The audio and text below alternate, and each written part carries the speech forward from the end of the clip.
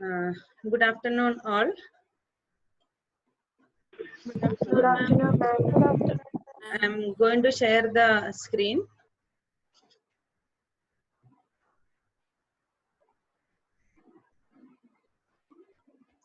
Okay.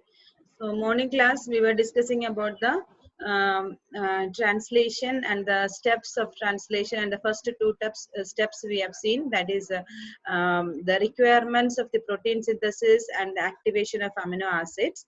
So once the activated amino acid attached to the tRNA at the 3' end, then the tRNA is called as the amino acid tRNA. Okay, so now the tRNA is ready for the translation process, that is to transfer the amino acid to the growing polypeptide chain.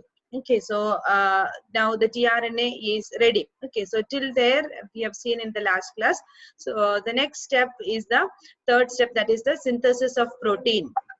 So this is the actual biosynthesis of protein. So here we know the protein synthesis is happening in the ribosomes. Okay, so the ribosomes which synthesizes the protein, which is the mRNA which actually codes for the protein get attached to the ribosome. And this mRNA is normally read in 5' to 3' direction during the protein synthesis. And when you compare the translation and transcription in prokaryotes as well as eukaryotes, in prokaryotes there is we know there is no definite cell organelles. Okay, so all the cell organelles are just dispersed in the cytoplasm, and the nuclear membrane is not there in the prokaryotes. Okay, as a result, transcription and translation can happen simultaneously. Okay, so that means the translation can begins before the end of transcription. Okay, because all the nuclear genetic material and all the cell organelles are just dispersed in the cytoplasm. So as a result, translation can start before the transcription finish. But whereas that is not the case with the eukaryotes. In eukaryotes, the transcription is happening in the nucleus and the translation takes place in the cytoplasm. Okay, as a result, the mRNA which is synthesized during the transcription has to get modified by post-transcriptional modification, and once the actual mRNA is formed, then it has to come to cytoplasm to initiate the translation process. Okay, so therefore the transcription and translation will not take place simultaneously. Okay, because the transcription should happen only in the nucleus, and the translation will take place in the cytoplasm, because the ribosomes is present in the cytoplasm. Okay, so translation will take place only in the cytoplasm. Okay, as a result, in eukaryotes, to start the translation, the transcription should get over in the nucleus, and the mRNA has to come to the cytoplasm. Okay, so it is not a simultaneous process. Okay, next coming to the protein synthesis. What are the steps involved in the actual biosynthesis of protein? It is divided into 3 steps, that is initiation, elongation and termination. Okay, so in this class we will see only about the initiation. Okay, so we'll discuss about the initiation process, and the elongation and the termination we'll see in the next class. Okay, so coming to the first step in the biosynthesis of protein, that is initiation of translation.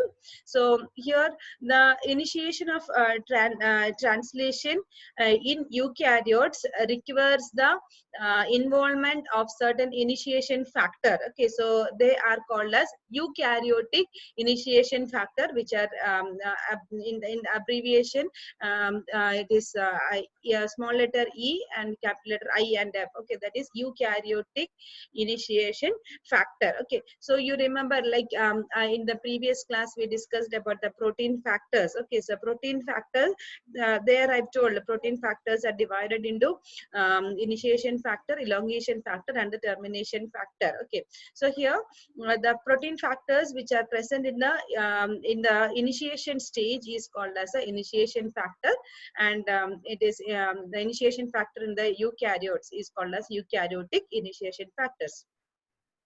Then this process of initiation is divided into 4 steps. That is ribosomal dissociation. Next comes the formation of 43S pre-initiation complex, then 48S initiation complex, and 80S initiation complex. So I request all of you to listen here, because this is a little complicated to understand. So here you can, okay, I will explain it. So ribosomal, the first step in the process of initiation is ribosomal dissociation. Okay, so in eukaryotes, we know the ribosomes are called as 80S ribosomes. Okay, and there are 2 subunits for the ribosomes. They are 40S and 60S. 40S is called as a smaller subunit, and the 60S is called as a bigger subunit. Okay, so the first step in the process of translation is the dissociation of these 2 ribosomal subunits. Okay, so 40S and the 60S get dissociated. Okay, it becomes separated. Okay, then after that, the 2 initiating factors, which are called as eukaryotic initiation factor 3 and 1A. Okay, so initiation factor 3 and 1A binds to 40S subunit and thereby blocks the reassociation with the 60S subunit. Okay, so in this stage of initiation, 2 factors which are participating are the initiation factor 3 and initiation factor 1A. So this 3 and 1A binds to the dissociated 40S subunit, and once these are these 2 factors, it is also called as anti-association factors, because once these factors are bound to 40S subunit, then the binding of 40S with the 60S is prevented. Okay, so it will prevent or it will block the association of 40S with the 60S subunit. Okay, so that is why they are also called as an anti-association factor. Okay, so first step in the initiation is the dissociation of ribosomal subunit, that is 40S and 60S get dissociated. Once these 2 are dissociated, the 2 initiating factor, which are called as factor 3 and factor 1A, binds to 40S subunit, and this will prevent the association of 40S with the 50S. Okay, so that is the first step in the initiation. Okay, so yes, 40S and 60S, S represents Swedberg coefficient. Okay, so and it is actually, it is indirectly, it represents the size of the particle. Okay, so S actually, it is the Swedberg coefficient, or it is a sedimentation coefficient, we can say. It actually represents the size of the particle. Okay. Okay, so coming to the next step, for 3 steps we have 4 steps we have described. That is, in the process of initiation, ribosomal dissociation. Then second step is 40S formation, and third step is a 48S complex formation, and the last step is the 80S initiation complex formation. So we are going to the second step. That is 43S pre-initiation complex. Okay, so 43S pre-initiation complex means, so first the ribosomes are dissociated to 40S and the 60S, and the 40S is bound with the anti-association factors. Okay, then now the 40S which are bound to anti-association factor will get complexed with the another ternary complex. Okay, so this ternary complex is nothing but it is a met tRNA I and initiation factor 2 along with the GTP. Okay, so this is called, that is the complex of met tRNA, initiation factor 2 and the GTP. These 3 together is called as the ternary complex. Okay, once this ternary complex binds to 40S ribosome, which is already associated with the initiation factor 3 and 1A, then this complex, the entire complex is called as the 43S pre-initiation complex. Okay, understood now what is 43S? 43S is nothing but it is the complex of 40S ribosome plus 40S ribosome associated with factor 3 and factor 1A, along with that ternary complex comes and joins with it. Okay, so that complex, the entire complex is called as a 43S. So 43 means 43S means that it represents the Swedberg coefficient of the factor. Okay, so of the subunit. Okay, so here ternary complex is what is this ternary complex? That is, ternary complex is the complex of methRNA. The methRNA is nothing but the methionine tRNA, then factor 12 and GTP. Okay, GTP is the energy source. Okay, and methRNA I, you can see a superscript I. The I, it represents because this this tRNA, it carries the amino acid methionine. Okay, so methionine is always, methionine is coded by AUG. AUG is what? AUG is the start codon. Okay, so here this this actually it is involved in binding to the initiation codon, that is AUG. So that is why since this methRNA tRNA is the tRNA which carries the amino acid methionine, it binds to the initiation codon, that is AUG. That is why it is represented by the superscript I. Okay, so since this, it binds to the initiation codon, that is AUG. So methRNA is represented by superscript I. Okay, so what does this methRNA stands for? methRNA stands for methionine tRNA. Okay, methionine tRNA means the tRNA which carries the methionine. Okay, so which binds to the start codon, that is AUG. Okay, next step in the process of initiation is the formation of 48S initiation complex. Okay, so 48S initiation complex means, so in the second step, the complex which is formed, that is 40S ribosome along with the ternary complex together makes the 43S initiation complex. Now this 43S initiation complex is getting converted into 48S initiation complex. Okay, so how this 48S initiation complex is formed? In the 43S, already we know the tRNA is bound to, tRNA is attached to the 40S ribosome. Okay, so tRNA is already bound with the 40S ribosome subunit, and to this 43S complex some more factors are getting added, and that will makes the complex 48S complex. Okay, so how this 48X is 48S complex is formed, that is binding of mRNA. Okay, mRNA to the 43S pre-initiation complex results in the formation of 48S initiation complex. That is, now when the 43S is formed, the ribosomal subunit is complexed with the tRNA.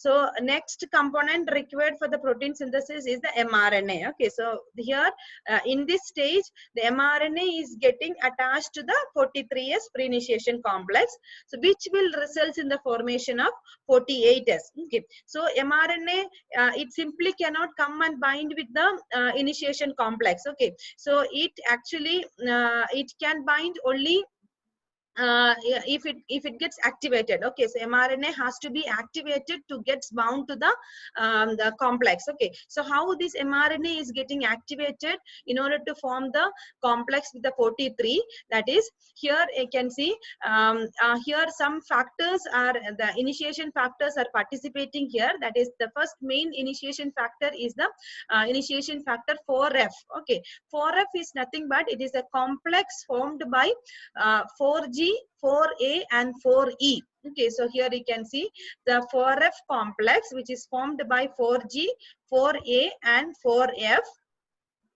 And this 4F is referred as a cap binding protein because it binds to the cap of the mRNA. So mRNA has 5' cap and the poly A tail. Okay, so at the 5' end to the cap of the mRNA, this 4F complex binds. Okay, so that is why this 4F complex is called as a cap binding protein. Okay, it binds to the mRNA, and once it binds the mRNA, mRNA becomes activated. Okay, Then after that, this once the 4F complex is bound to that, then two more factor, that is 4A, the initiation factor 4A and 4B binds to mRNA and reduces the complexity of the structure.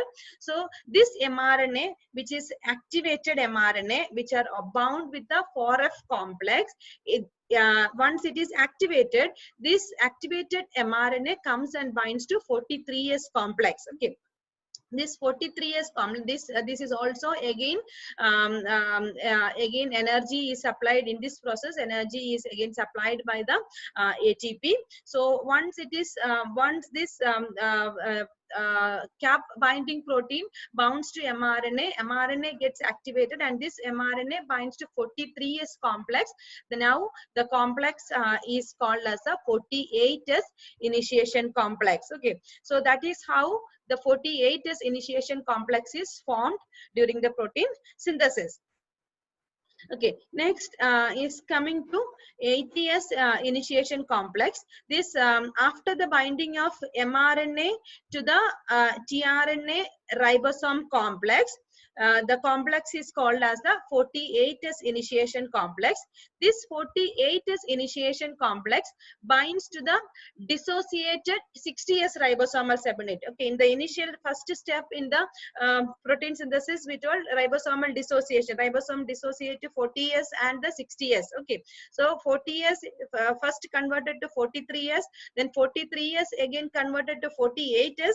Now this 48S complex consists of all ribosome, that is 40S ribosome, then metRNA and the mRNA. Okay, so all three are in union in the 48S complex. Okay, this 48S complex now binds to the 60S ribosome. Okay, so once this 48S binds to 60S ribosome, then the complex is called as the 80S complex. Okay, so this 80S complex, here also the certain factors as well as GTPs are involved, that is binding involves this binding, that is 48S, and the 60S binding involves hydrolysis of GTP, and which is already bound to the factor 2, and this this is also, there is also involvement of factor 5 at this stage.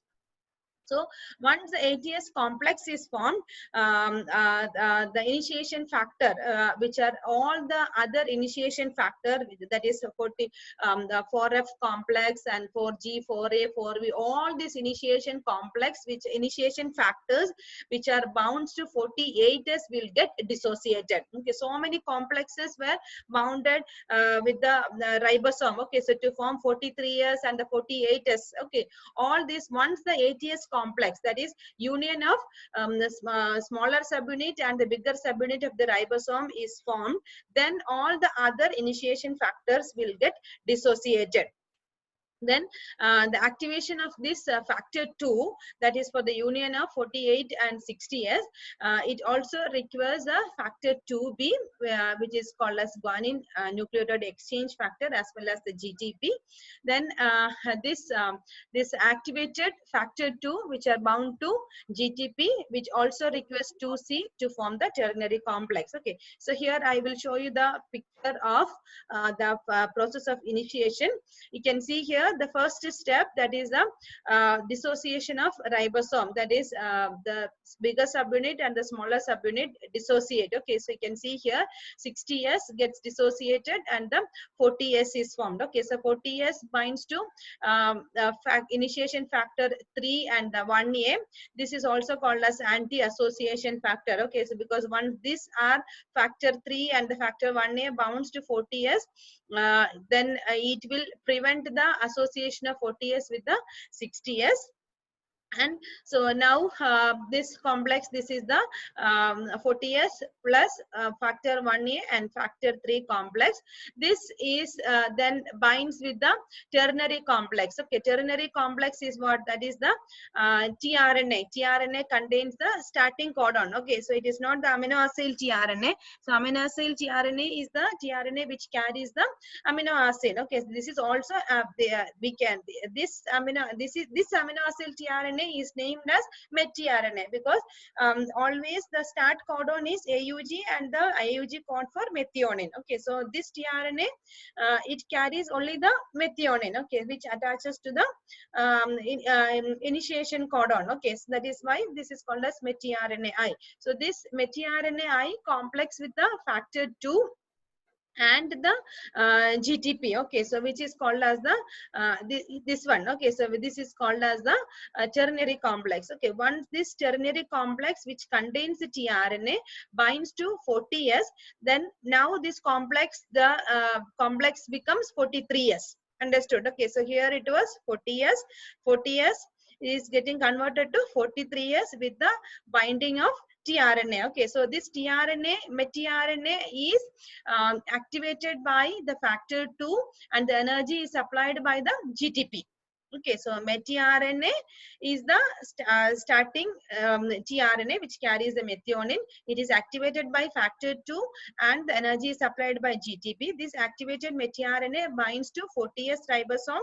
Now the complex becomes 43S complex. That is a second step in the initiation, and this 43S complex binds to the mRNA comes and binds with the 43S complex to become 48S complex. Okay, so this mRNA to mRNA, it cannot just like that, it cannot come and bind with this 43S. It has to be activated.